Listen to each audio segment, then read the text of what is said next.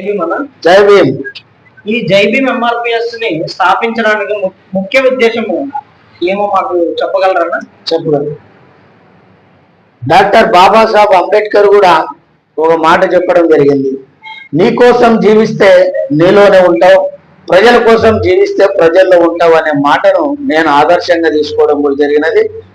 నా పేరింటి కుటుంబం అయినా రెక్కాడితే డొక్కాడని పరిస్థితి అయినా నా కుటుంబంలో కూడా నేను మా తల్లిదండ్రులు కూడా మా పేరెంట్స్ కూడా ఎంతో కష్టపడి కూడా నన్ను ఉన్నత చదువులు కూడా చదివిస్తే నా నుంచి కూడా ఎంతో లాభాన్ని కూడా వాళ్ళు చూడాలని అనుకున్నారే కానీ నేను వాళ్ళకైతే వాళ్ళ ఆశలను నేను గల్లంతు కూడా చేయడం జరిగింది. అంబేద్కర్ పలికిన మాటలకే ఆదర్శంగా ఉండి అంబేద్కర్ సిద్ధాంతాలను ముందుకు తీసుకోపోవాలని ఆ మాటను తీసుకొని నేను జైభీమ్ ఎంఆర్పిఎస్ సంఘాన్ని కూడా నేను స్థాపించడం జరిగింది. మరి ఈ రాష్ట్రంలోన ఆంధ్రప్రదేశ్ రాష్ట్రంలోన దాదాపుగా 26 జిల్లాలు ఉన్నాయి. ఎక్కడ దళిత గిరిజనులకు ఏ అన్యాయం జరిగినా కూడా ఉక్కుపాదంగా ఉద్యమాలే ఊపిరిలా కూడా నేను గర్జించే సింహంలా కూడా దూసుకెళ్తున్నాను. ప్రధానంగా జైభీమ్ ఎంఆర్పిఎస్ లక్ష్యంలో కొన్ని అంశాలు తీసుకుంటే మీకు తెలియజేస్తున్నా. జైభీమ్ ఎంఆర్పిఎస్ లక్ష్యంలో కూడా ఇప్పుడు ఈ సమాజంలోన కనిపించని దేవుని ఫోటోలు కూడా అన్ని ఇంట్లో కూడా పెట్టుకొని ఉంటున్నారు. కనిపించే దేవుడు ఫోటో లేదని కూడా నాకు చాలా బాధ కూడా వేసింది. కనిపించే దేవుడు ఎవరు? అన్ని కులాల మానవ సమాన ఆరాధ్య దైవం అనేటువంటి సమాజంలోన డాక్టర్ బాబాసాహెబ్ అంబేద్కర్ ఒక దేవుడు అని కూడా నేను ఐడెంటిఫై కూడా చేయడం జరిగింది. కాబట్టి అటువంటి దేవుడి ఫోటో ప్రతి ఒక్కరి ఇంట్లో ఉండాలి. ఈరోజు ఆ దేవుడు నేను ఎందుకు అంటున్నానంటే అన్ని కులాలకి కాబట్టి ఆయన మనకి ఈరోజు మన జీవితాల్లో కూడా వెలుతురును కూడా తీసుకురావడం కూడా కారణమైనాడు. కాబట్టి అటువంటి దేవుడి ఫోటో ప్రతి ఒక్కరి ఇంట్లో కూడా ఉండాలని కంకణం కట్టుకొని కూడా ఈ రాష్ట్ర వ్యాప్తంగా కూడా అన్ని కుల మతాలకు అతీతంగా కూడా డాక్టర్ బాబాసాహెబ్ అంబేద్కర్ చిత్రపటాన్ని కూడా మరి ప్రతి ఒక్కరి ఇంట్లో కూడా దేవుని ఫోటోలతో సమానంగా కనిపించే ఈ దేవుడి ఫోటో కూడా పెట్టుకోవాలని కూడా మేము కృషి కూడా చేయడం కూడా జరుగుతుంది. అదేవిధంగా జైభీమ్ ఎంఆర్పిఎస్ సంఘంలోన మరి చాలా మంది కూడా మమ్మల్ని ఎంతో మంది కూడా ఈరోజు ఆధిపత్య కులాలైతే ఇంకా కొన్ని కులాలైతే అణిచివేయాలని కూడా ఎస్సీ ఎస్టీలను కూడా చూస్తున్నారు. అందుకనే జైభీమ్ ఎంఆర్పిఎస్ నాయకులను కూడా ఒక నాయకులుగా తయారు చేయాలి, ఒక త్యాగ ఉద్యమాలకు సిద్ధపడాలి అనే ఉద్దేశంతో కూడా నేను ఈరోజు పనిచేస్తున్నా.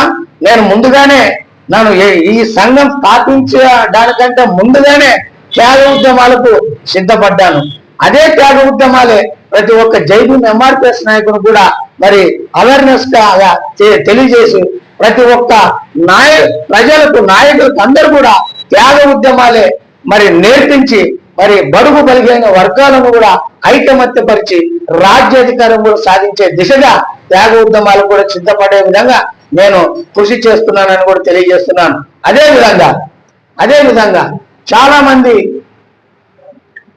ఈ రాష్ట్రంలో కాదు ఈ దేశంలో ఎక్కడైనా చూసుకోండి, ఎన్ని చట్టాలు వచ్చినప్పటికైనా, ఎన్ని సంఘాలు ఉన్నప్పటికైనా, ఎంతమంది నాయకులు ఉన్నప్పటికైనా, ఎన్ని కోర్టులు ఉన్నప్పటికైనా నిరంతరం ఎస్సీ ఎస్టీల పైన హత్యలు, దాడులు, మానభంగాలు, భూ కబ్జాలు, కుల వివక్షత, అంటరానితనం 2 గ్లాసుల పద్ధతి పెట్టరేగిపోతున్నారు. రోజుకి 24 గంటలు ఎక్కడో ఒక చోట ఈ దేశంలోనే జరుగుతూనే ఉన్నాయి.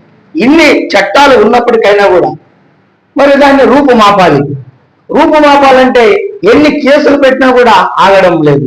నేను ఒకటే ఆలోచన చేశాను, ఖచ్చితంగా ఈ హత్యలు దళిత గిరిజనుల పైన హత్యలు కానీ, దాడులు కానీ, భూ కబ్జాలు కానీ, మానభంగాలు కానీ, కుల వివక్షత కానీ, అంటరానితనం కానీ, ఆలయ ప్రవేశాలు అడ్డుకట్టు వేస్తున్నటువంటి మరి వారి పట్ల కానీ ఖచ్చితంగా వాటిని రూపుమాపాలి అనే ఉక్కుపాదంగా కూడా ప్రతి ఒక్క దళిత గిరిజను కూడా లైసెన్స్ గన్నులు కూడా ఇప్పించి మరి వారికి లైసెన్స్ గన్నులు ఇప్పించి వాళ్ళకి రక్షణగా ఉంటూ ఖచ్చితంగా ఈ అంటరానితనాన్ని, ఈ కుల వివక్షతని, ఈ హత్యలను, దాడులను కూడా రూపుమాపే విధంగా కూడా మరి ప్రతి ఒక్క దళిత గిరిజన చేతుల్లో కూడా మరి లైసెన్స్ గన్నులు ఇప్పించాలనే నా ఆశయం, నా లక్ష్యం కూడా నేను సందర్భంగా తెలియజేస్తున్నాను. ఎందుకంటే కనీసం చట్టాలకైనా భయపడలేదు, లైసెన్స్ గన్నులు ఉంటాయని కూడా భయపడతారన్న ఉద్దేశంతో ప్రతి దళిత గిరిజన చేతుల్లో కూడా లైసెన్స్ గన్నులు ఇప్పించే దిశకు కూడా నేను పయనిస్తానని కూడా ఈ సందర్భంగా తెలియజేస్తున్నాను.